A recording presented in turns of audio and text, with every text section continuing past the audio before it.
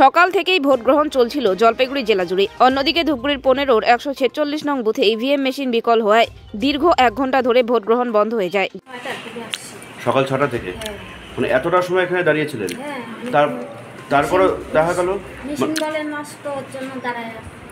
Machine নষ্টটা এতক্ষণ দাঁড়াতে হলো। এই কারণে এত বড় লম্বা লাইন হয়ে গেছে। মানে সকাল থেকে কোনো ভোটই হয়নি। আচ্ছা, আপনার নাম?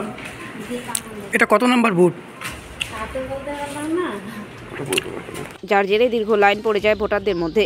পরবর্তীতে ঠিক করা হলে ভোট গ্রহণ প্রক্রিয়া ফের শুরু হয়, কিন্তু এখানকার স্থানীয় বাসিন্দা অরূপ রায় যেটা জানান, 1 ঘন্টার মতো ইভিএম মেশিন খারাপ হয়েছিল এবং তাদের অনেকক্ষণ লাইন দাঁড়িয়ে থাকতে হয়েছে এবং তারা অনেক সমস্যার সম্মুখীন হয়েছেন, এমনটাই তিনি জানিয়েছেন। এবং মূলত এখন ইভিএম মেশিন ঠিক হয়েছে এবং ভোটদান প্রক্রিয়া শান্তিপূর্ণভাবেই চলছে আপাতত, যেটা জানা গিয়েছে। ময়নাগুড়ি থেকে শায়ন ইসলামের রিপোর্ট, নিউজ 24 বাংলা। আমি তো 5:30 থেকে দাঁড়িয়েছিলাম, তার আগেও কিছু লোক দাঁড়ানো ছিল। আচ্ছা, 5টার আগে। তারপর ভোট গ্রহণ কখন শুরু হলো?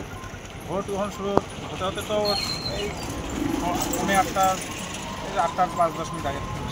8টা 5 মিনিট আগে ভোট গ্রহণ শুরু হয়। এই কারণেই এরকম একটা দীর্ঘ লাইন হয়ে গেছে। হ্যাঁ, এই জন্য জমা হয়ে গ্যাদারিং হয়ে গেছে। ভোট কটা? মেশিন খারাপ ছিল। কত নম্বর বুথে? এটা নাম্বারটা 146। কোন স্কুল এটা?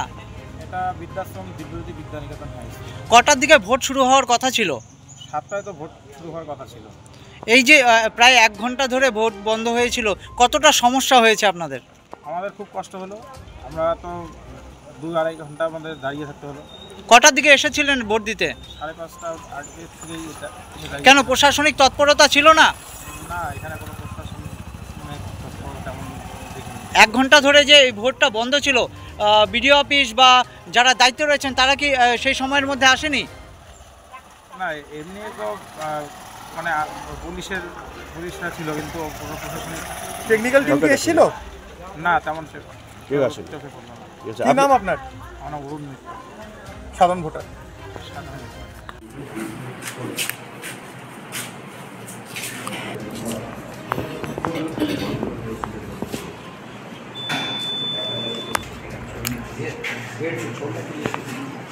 Yeah.